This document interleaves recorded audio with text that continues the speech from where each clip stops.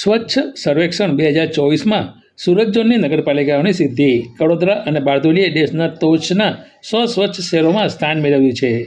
સ્વચ્છ સર્વેક્ષણ 2024માં સુરત ઝોનની 3 નગરપાલિકાઓ અંકલેશ્વર, બારડોલી અને કડોદરાએ દેશના ટોચના 100 સ્વચ્છ શહેરોમાં સ્થાન મેળવ્યું છે. આ ઉપરાંત સુરત ઝોનમાંથી 17માંથી 14 નગરપાલિકાઓ રાજ્યની ટોચની 100 નગરપાલિકાઓમાં સામેલ થઈ છે.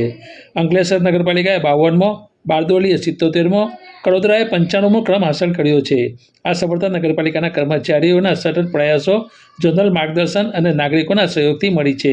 સ્વચ્છ ભારત અને સ્વચ્છ ગુજરાતની થીમ હેઠળ ભારત સરકારના શહેરી અને ગૃહ નિર્માણ મંત્રાલય દ્વારા આયોજિત આ સર્વેક્ષણમાં કચરા વ્યવસ્થાપન, નાગરિક પ્રતિસાદ, ODF સ્થિતિ અને નવીન પદ્ધતિઓના આધારે મૂલ્યાંકન થયું હતું.